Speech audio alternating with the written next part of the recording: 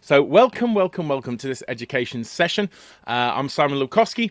I'm going to take you through what I've termed as the best of both worlds, which is to do with learning songs, use of audio and video tracks, some things that I've picked up, some things that I've picked up from other people. So yeah, hopefully we're going to get through this in time. Anyone who knows me knows that I do like to talk, so I'm going to try and limit myself to not talking for too long. And I'll make sure that the PowerPoint and all the kind of resources will be available for you if we have to skip through anything a little bit quicker, or we don't get to go through anything in full details. And there'll be my contact info at the end, so I can therefore respond to any questions or thoughts you might have. So I'm just going to share my screen. And hopefully then you will see my screen and we'll make a start. But yes, amazing to be here. Hopefully you're having a good weekend. I've enjoyed and tried to watch pretty much every session I can so far this weekend. So it's been great. So it's marvelous to be here with you. Okay, so learning songs. Here we go. So a little bit of a question for you all to start off, which is, what is the music? Which on the face of it, you might think is a bit of an odd question. However, is it? What is it that you would define as the music? So if you're singing a song, what is the music? Have a think. I'll give you a second. So it could be that you say, okay, the music is the printed out piece of paper that has the dots on. That is the music. You could say, okay, well, it's the sound when the music goes off the paper and into real life. You could say that the sound of it is the music. You could say it's the fact that someone can hear it. It's like, is it a song if nobody else can hear it? You could say that it's the performance that is the music. We could say that it's what we hear in our head, or the arranger or composer. It could be what they hear in their head. Or is it something else entirely? Now, I don't necessarily have any answers to that question, but I think it's sometimes that we sometimes think about music possibly in a slightly incorrect way, and it's difficult to put our finger on what is the music. So just a question to start you with. Now let's go backwards. Let's imagine that some of you out there are like, well, it's the piece of paper, it's the dots, it's my staff notation, it's the notes. Now, you may well know this, and I'm really giving some real generalized information here. So there is a lot more detail that you can go into. I'll just give a general picture though.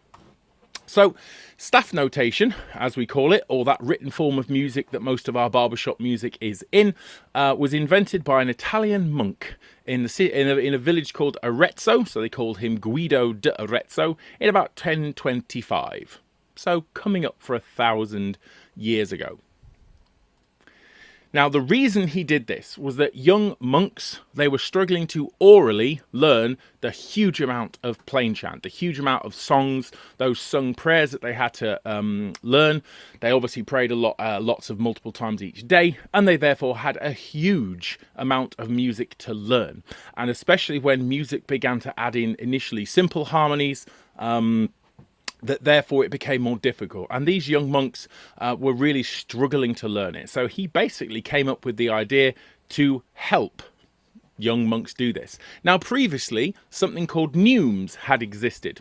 Now, neumes basically were like little squiggles that you put above the Latin words of these various prayers, which were useful, but more of an aid memoir for something that you already had learned.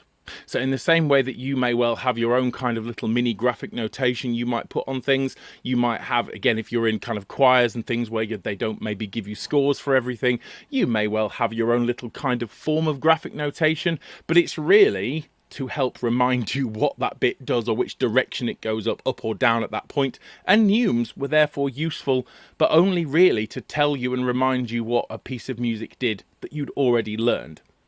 So this new method was about allowing people to read music and perform music without having first had to learn it, and therefore actually being able to read it, and what some of us would obviously now call sight reading, okay, which is in itself a very useful skill to have.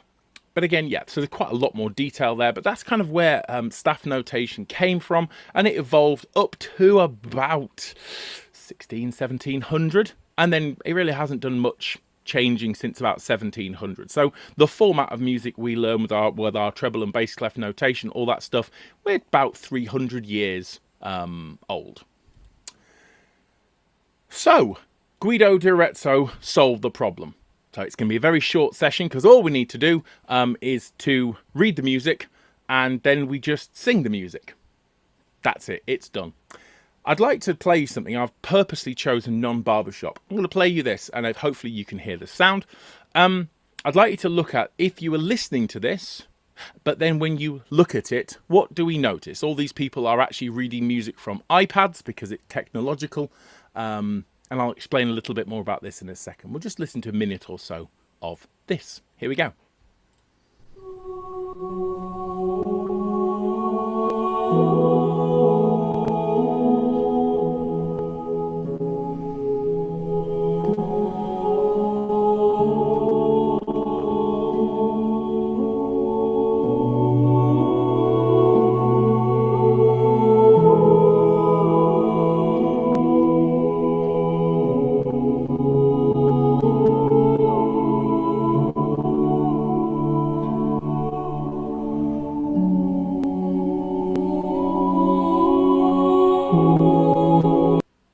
Now, sorry, 1 second. Didn't mean to quite click that way. So if we look at that, it sounds delightful. It sounds absolutely beautiful. Okay, Voces 8, absolutely amazing singing group. And that's actually a CD recording. It's a recording for an audio CD. It's not a visual performance. But if we look at that, we can probably see that if someone was to walk on stage and perform, possibly while stroking their own beard, folding their arms, with a kind of jumper draped across their shoulders, then it may leave us as a barbershop audience wanting more. And we are, after all, a no music singing style. So unlike those monks in Guido of Arezzo's day, we don't walk on stage holding our music in our hands. We have to learn it. Okay. Again, I think judges would probably say something if you walked on stage with your sheet music and then decided to sight read your performance in that way. Now, I'm just going to play you again. It's a different song, but again, as soon as you've learnt that music, and you'll know this anyway, but again, just to give the same group, Voces 8 singing a different song, as soon as you've learnt that music, the ability to visually convey that emotion, the ability to have a better posture, the ability to just give a better vocal performance is obviously marked. So have a look and listen to this.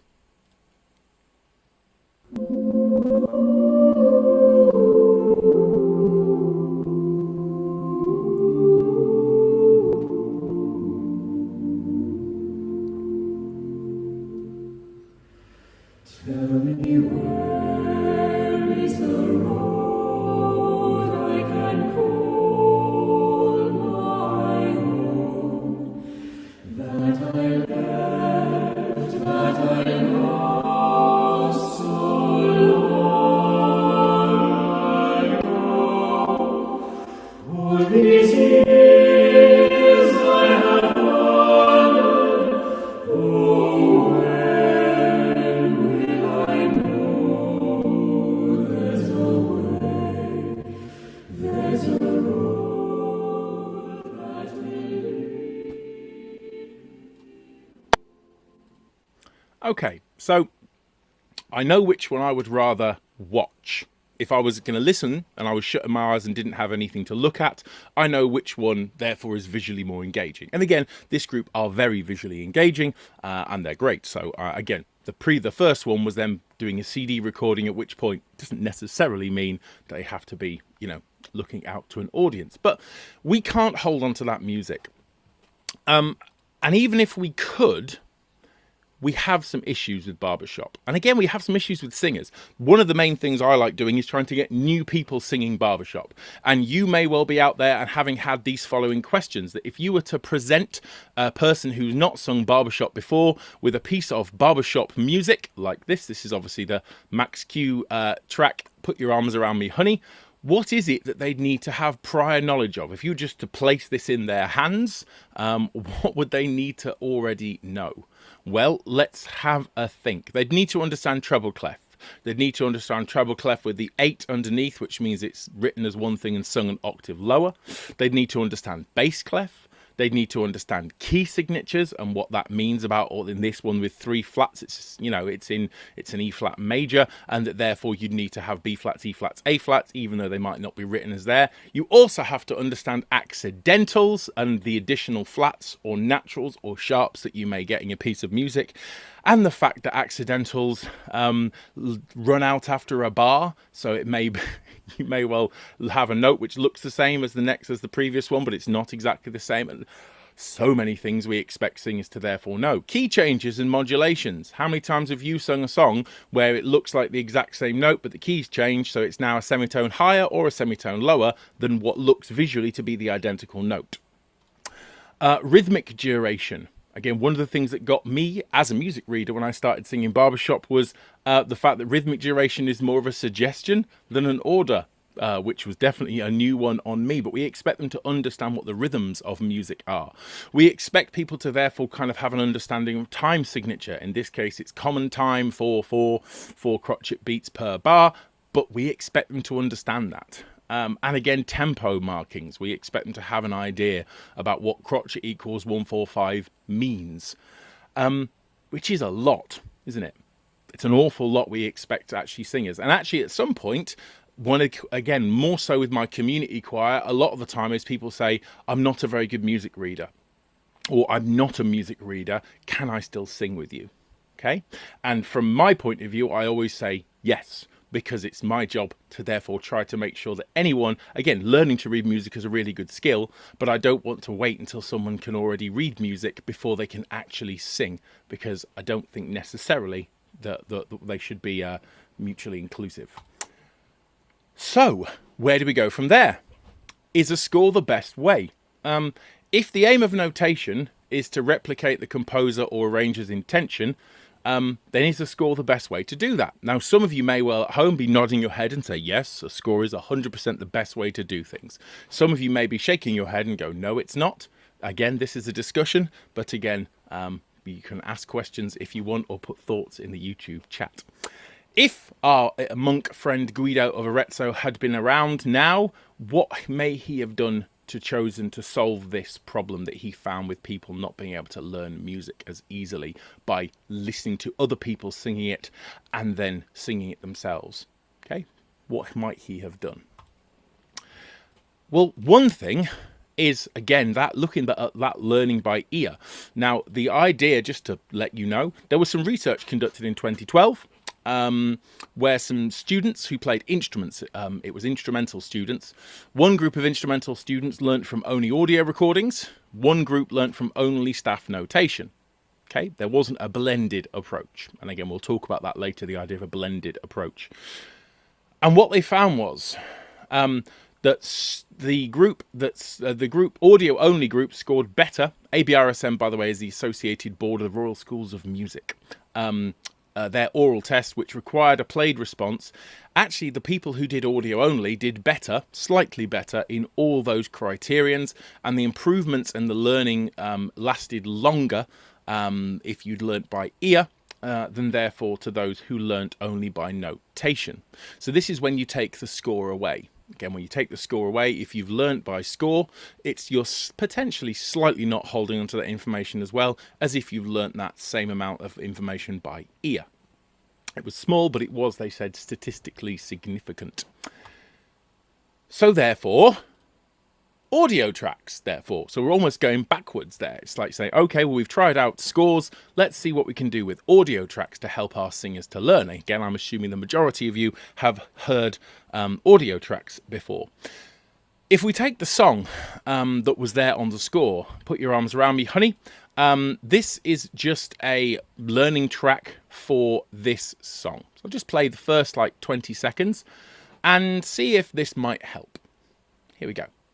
Nighttime is falling and everything is still, and the moon is shining from above. Cupid is a-calling, hey Jack and Jill. It's just about the time we're making love.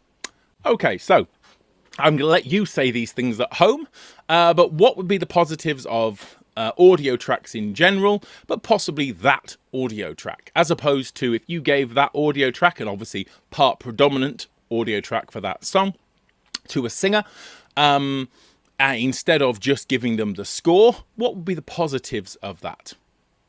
What might, however, be the negatives of that? And some of you are probably making those, saying those things. Feel free to pop them in the chat if you want to. I think there would probably be some positives and some negatives, but I'm going to keep my opinion to myself for the moment. If we then think, okay, let's use a part predominant track. Okay, actually, before we do that, let's listen to the all parts. And again, the score is there. So, damn, that's the baritone starting note. I would like you all at home to attempt to sing the baritone starting note.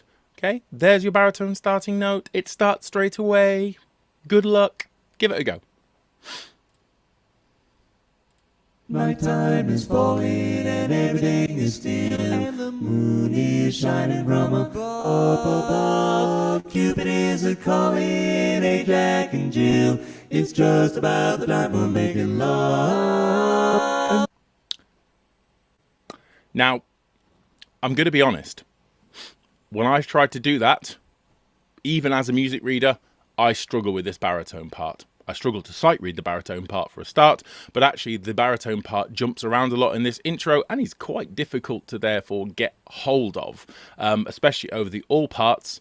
But there's some other things in it that causes some issues as well. But again, for time, I'm not going to give like a full rundown of some of the reasons why I think that some of there's issues with this track.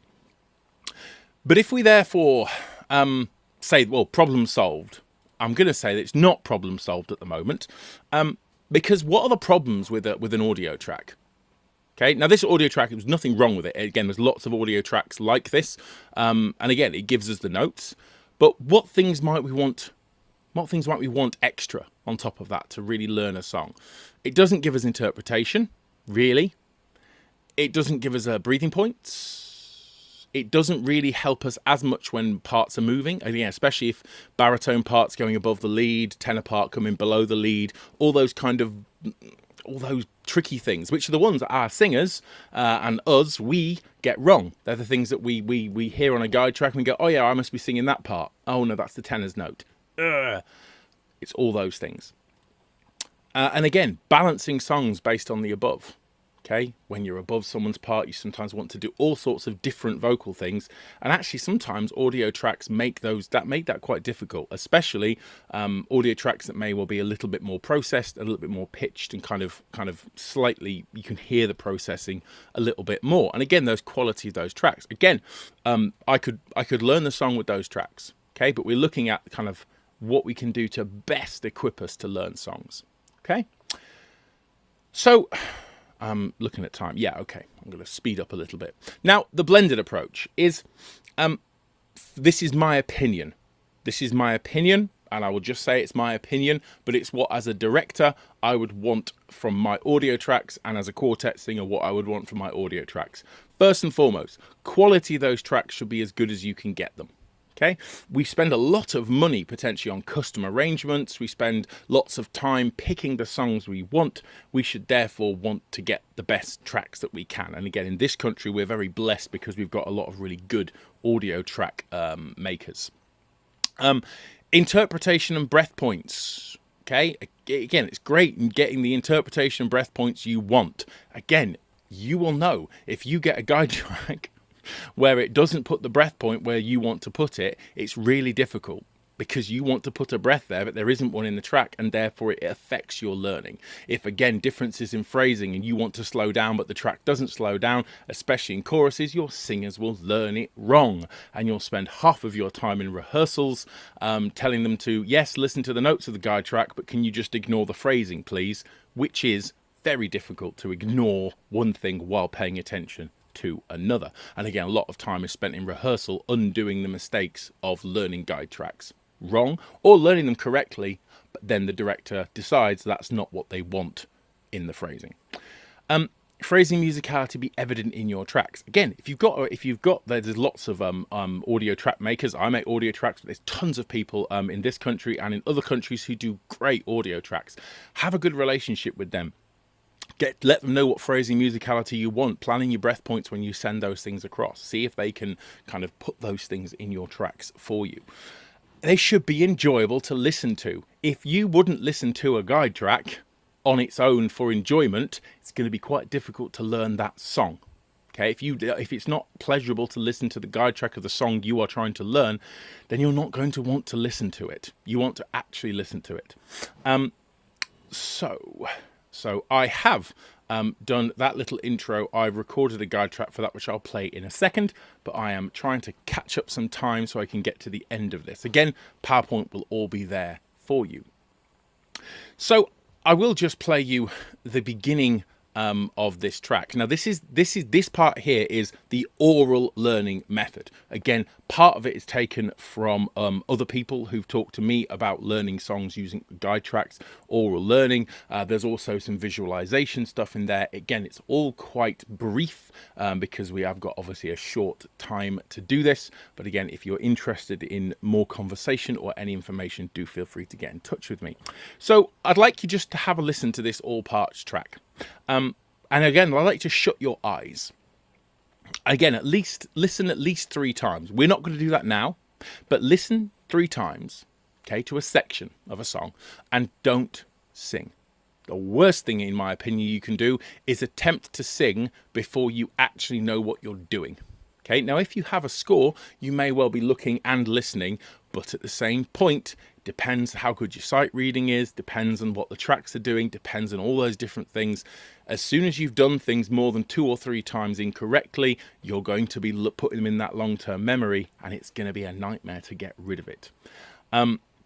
Those mistakes. Now, move with the phrasing. I want you to actually physically move. Now, you're on Zoom, so no one can see you. So I want you to actually move along with the beginning part of this song. Feel the flow of the all parts. Where does the overall song go? I'm a great believer in understanding where everyone's part is going before I start listening to my part predominant tracks. Okay, listen to the whole song, get an idea about what is the interesting parts going on at that point. Know where kind of your part is fitting without specifically having really listened to your part predominant. If you only listen to your part predominant, suddenly you're not going to know the parts where other interesting things are happening, and that again is going to take away from your enjoyment and others of that song. So map the notes visually. We'll come to this in a second with your tuning ruler. Don't worry, I'll explain that. So just let's have a listen to the first 23 seconds of this track. 1, 2, 3, 4. Nighttime is falling and everything is still, and the moon is shining from a purple path. Cupid is a-calling, hey Jack and Jill, it's just about time for making love, and someone is with. Okay, so if I were you, I would listen to that again 3 times, that kind of first 23 seconds, possibly maybe the first 30 or 40 seconds, and really listen to it with your eyes shut and start mapping out where it's going, okay? Is there kind of an ebb and a flow? Almost act like you're conducting that piece. Get to know it a little bit before you then start singing. So don't vocalize anything initially. Now, just to explain when I mentioned the tuning ruler, okay, something that I think is a really useful thing when listening to audio guide tracks. That is not the back of my head, by the way. It's just a stock photo of the back of someone's head. Not sure who, but it's someone's head. So I imagine vertically that there's a tuning ruler. There's a ruler that goes vertically up, and the middle of my ear, more or less, is the middle of the range of that part. So when you've listened to your part predominant and you've got your part, is imagine that the middle of that part will be the middle of your ear. You might want to also say that the keynote's there. Okay, it depends on how you want to do this. And again, we're only going to brief at the moment. And then map out where it is based upon that point. So is it above your middle point? Is it really high? The highest notes are going to be kind of like feeling like they're almost above your head. Don't physically move your head, obviously, so don't go searching for them. Otherwise, you'll definitely get people mentioning if you're doing the old head goes up, head goes down. So you're imagining this. This is visualization, not physically moving your chin up and down. Lots of vocal tension will come from there. And the singing judges will definitely have words with me about that. Again, not too low, but kind of under your ears, possibly at your chin level, will be the lowest part of that song. And actually, again, I've not got huge amounts of time, but when you're listening to this part and shutting your eyes, working out how far those notes are. So if you know that at some point, suddenly it goes from your ear to your forehead, you know that there's quite a big jump coming up. Again, especially for non-music readers, they can hear those interval jumps. They can hear where it suddenly possibly even changes in tone of voice if you're moving from chest to head voice, all those kind of things. You can map that, and again, shutting your eyes takes away one sense, means you can really focus on listening. Again, part predominant, panned one direction into an ear is also a really good way of doing that. Now, there's all sorts of stuff with tone visualization, including adding colors. There's adding physical cues to help with tricky things, especially in baritone parts where it has accidentals and odd little things. But again, I haven't got time to go through that in detail.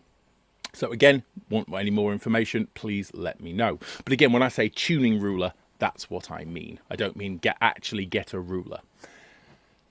So what you want to do then is listen to your whatever part. Now I'm wanting to do the baritone part here, and I would then listen to the baritone part panned right, and I'd listen to it a good couple of times, and I'd start mapping out this on my tuning ruler. And this baritone part at the beginning is jumpy. It goes an awful lot of directions. Okay, it's above the lead, it's below the lead, it's flying up, it's going down. It's a tricky old one. Okay, again, I'm only going to give you like 15 seconds because I'm keen to make sure I don't go over, otherwise I'll be getting in trouble.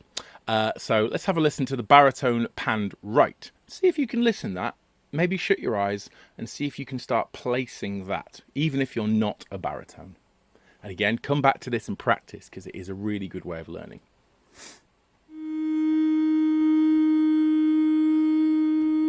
1, 2, 3, 4. Nighttime is falling and everything is still. The moon is shining from up above. Cupids are calling, hey Jack and Jill. It's just about time for making love. And someone is waiting all alone for me.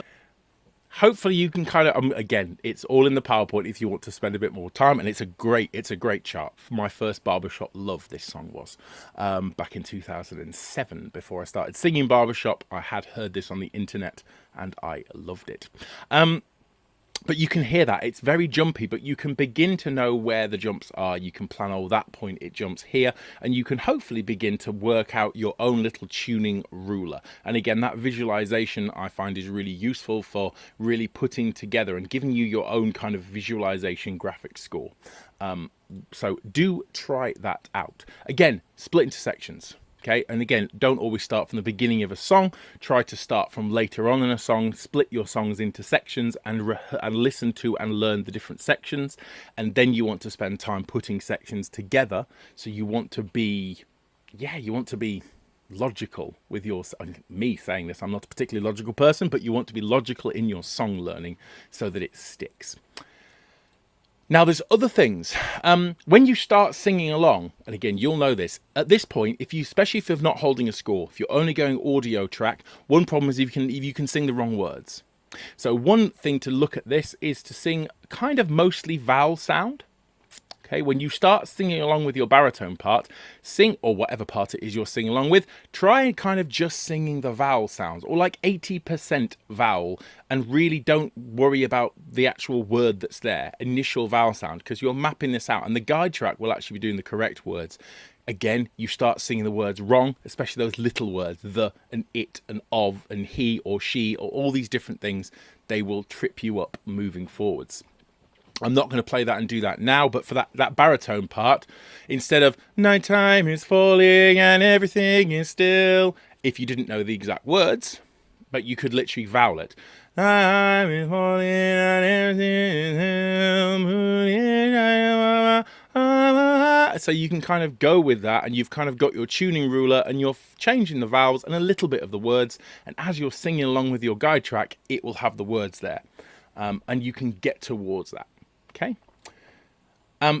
Shutting your eyes, using the internal pitch ruler and visualizing interesting notes. I have eyebrow notes, I have dippy shoulder notes, I have all sorts of things. And again, sometimes you may end up actually physically doing some moves, but again, definitely don't make them part of your choreo package if it's an eyebrow raise or a funny shoulder move, but they might be just things to help remind you where some of those interesting jumps and leaps are. Another thing is wide panned tracks. If you can get wide panned tracks, as in two of the parts are really one all the way left, one all the way right, and the other one's exactly in between, it's actually really quite nice to be able to pick all the individual parts out within an all parts track. Is always, I find, a really useful thing. Obviously, there's sometimes the part all the way right and everything else is all the way in the left. Sometimes I think that can feel slightly isolating in guide tracks. I think wide panning, again, if you want this PowerPoint, you're going to get it. So have a little listen to that if you can. I'm mindful of time though. Now, I'm just going to quickly skip through this bit because of time. So when you get to the point of kind of knowing, you want to go through a pattern of sing through the part predominant or listen through to the part predominant. And then when you start singing, sing the part predominant, and then go through and almost mime sing to the part predominant to pick out if it goes in directions that you would have sung wrong. Okay, this is about getting those internal errors and not letting them go into long-term memory. So spend as long not singing to your tracks as you spend singing to your tracks if you're just using audio tracks. If you're not a music reader or you don't have the score potentially for a song, then you want to spend as much time listening, if not more, as you do actually trying to sing along. Okay, and again, this is why sometimes I think in cars, listening to, like if you've got it in your car in the background, sometimes you'll find that especially in second verses where it's almost the same but your part is slightly different or the words are slightly different, you'll inbuilt learn those bits wrong, and therefore each time you get to that point you'll have those learned problems and you'll have to unlearn those mistakes. And I think unlearning mistakes takes a lot longer than actually taking your time. I think quality of learning time with audio tracks is much better than quantity. So having it in the background or in the car or just on the background while you're doing something else, I think focus when you're learning things is a really useful thing. So at this point, some of you are thinking, oh, excellent, Simon, you've taught me something that I've known for the past 25 years. You're thinking, what are you even telling me this for? That's not new. Okay, but again, it is something that was new to me, so I'm again passing that on. And again, the couple of things I've added to that as someone who makes tracks, as someone who makes tracks, and actually, again, I go on score and then I'll make tracks. The idea of wide panning, the idea of what you can do with audio guide tracks to help the learning of them, just passing on some of that information. But again, what is there that's new here? And this was called the best of both worlds. So where is the both worlds? Now, we have found, again, different singers prefer to learn in different ways. And even music readers I'm a music reader and I like using audio guide tracks. When I had audio guide tracks, I remember a song I sang with Hallmark of Harmony, which was It's Too Darn Hot, which for the leads had quite a lot of harmony in that. They had quite a lot of times they weren't on the melody. I had my tuning ruler and actually I used to go and stand in my garage before I had a studio and I would literally shut my eyes, listen to my guide tracks with my headphones on, and I would go through my tuning ruler and I would rehearse with the audio tracks. And I actually, for that song, never even looked at the score. Never looked at it because there was key changes, there was things that I knew that would visually put me off, and I wanted to attempt to learn audio. And I still actually probably know that song better than songs I learnt with kind of just a score, okay, or score and audio track, because it took me maybe slightly longer of time, but I used quality time. So again, some people will learn in different ways. And I know that some of you out there, very lucky you are as well, can look at a piece of music and you can hear every single chord. You can just look vertically and you can map out exactly how that arrangement sounds, how it looks. But again, realizing not everyone can do that. So if you can do that, excellent. I would say that probably the majority of our barbershop singers in this country can't look at a 4-part score and know exactly how all the different chords sound and how all the different voices sound. And trying to have a blended approach of visual and auditory is an ideal situation. And again, trying to minimize the issues with with notation and the limitations it has based upon it being, again, the most modern notation, at least 300 years old. Hopefully, this might be something that you might like to look into, which is video tracks. And this is just the video part. I'm going to show you a finished article. This is the same intro of Put Your Arms Around Me, Honey. The blue part's the baritone track. I'm just going to pop this on for you. Again, won't play much of it, but this is the baritone track. So, that's your G there, nighttime is falling. I'd just like you to follow that and see if you can maybe follow that baritone part while visually looking at that.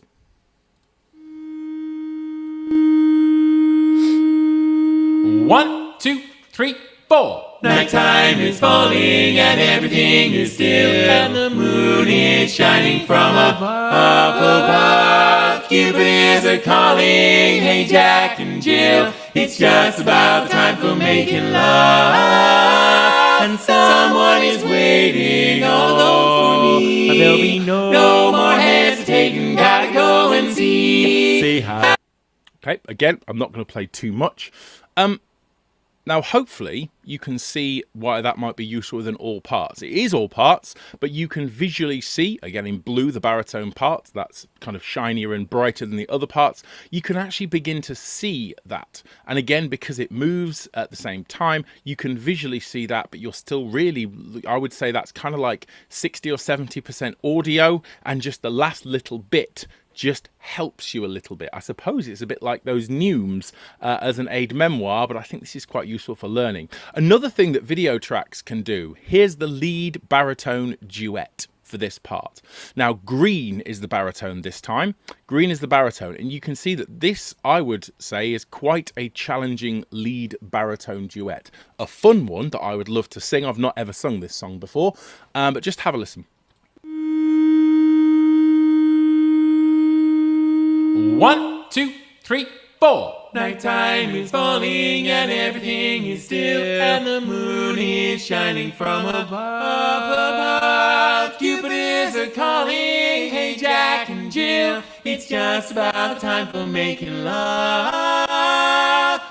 So again, if you think having that duet and being able to listen to duet tracks, again, having that visual element, I think is going to be a really useful thing if you can utilize this.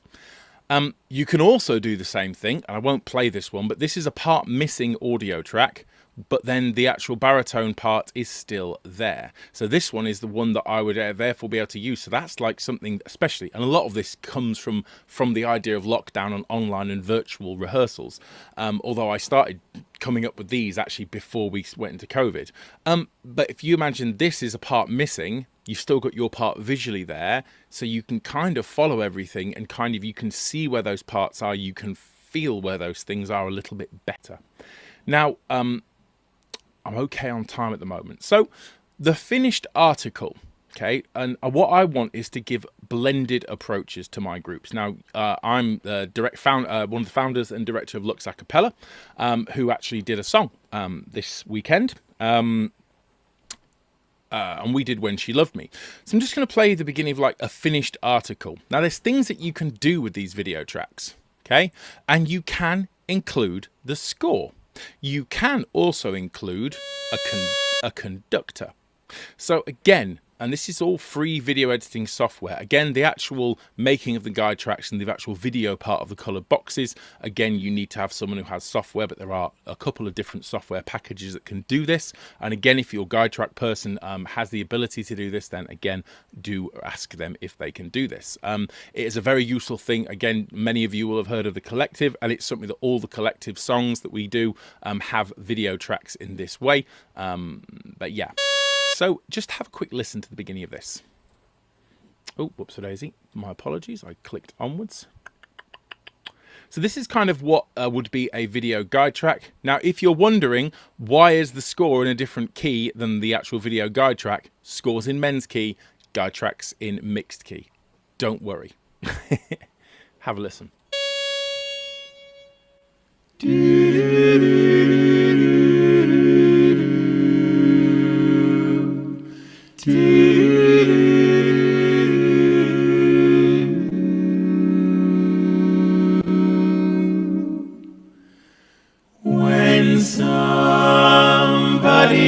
loved me, everything was beautiful. Now I'm just going to pause it at that point, and just point out a couple of things. One positive of video guide tracks as well is shows you where you've got breath points. So again, you can see there you've got a really clear idea of when you've got breath points. You can again see it on your score. You can add in the score. You can still have that. So really the idea of this whole thing was called the best of both worlds, is that actually if you can have a video of a conductor, you can have your video color boxes that follow the notes, you can have the score in there. Imagine how much better singers are going to learn regardless of those skills, whether they're a music reader or not. They're going to have everything they need. They can focus on a screen, and again, like I said, this was a free video software to create these things, and again, from personal experience with various groups, it makes a big difference. Now, I won't play all of this, but the results of what you get, and this is obviously Lux a cappella's version of When She Loved Me, they all recorded themselves, audio, and the final result wasn't synced, it wasn't pitched. So this is exactly, so this was basically no really audio editing, apart from panning it and adding a little bit of reverb. I did the audio editing for this. This is as they sounded.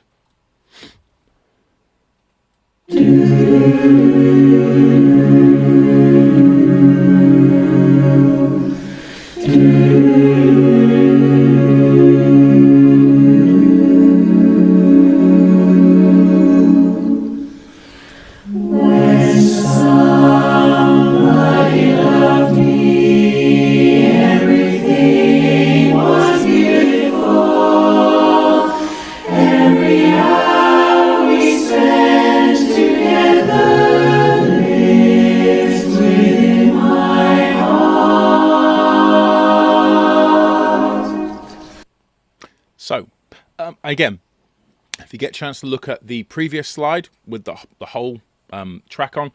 So yeah, Lux a cappella, they just received, they did receive the score, they received audio guide tracks, but they received the video guide tracks, and they're the ones that they recorded too, with that conductor, the video, and the score. And again, quite a lot of them are music readers, and we know from them and from Collective that actually having that blended approach really is something that can really help our singers, really help cement in and solidify that learning. So with these kind of video, audio kind of guide tracks, you don't have to be able to read music.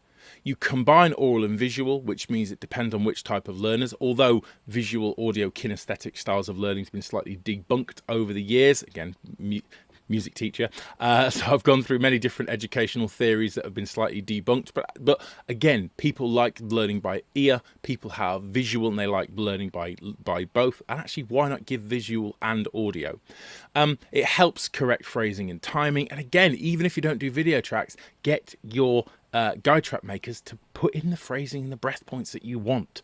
Again, how often have you tried to just sing the tag of a song just to sit, and then it ends up being like a, have you got as good breath control as the person who did the guide track you're listening to? And do you know what I mean? It's like, and then you fail, and then the end of a song is you basically not having as good breath control as someone who did the guide track. And yeah, get in the phrasing that you want.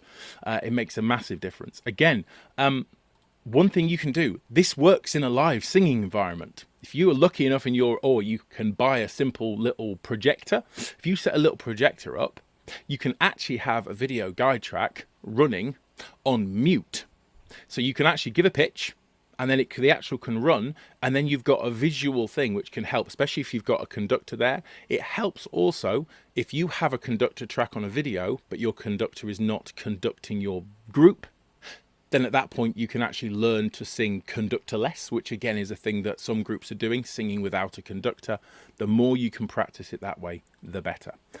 If there are any questions, thoughts or ideas on any of the stuff here, and like I said, there's many very talented, knowledgeable people out there who may well have thoughts or questions.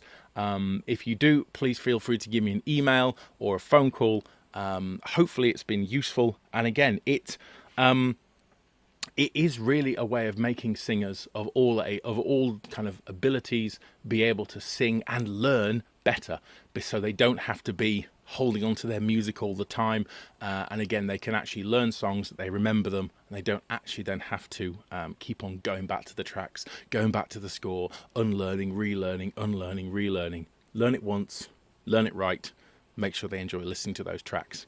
And if you can use video tracks, trust me, they make a big old difference to learning. So I think that is me, so I'll just stop sharing my screen.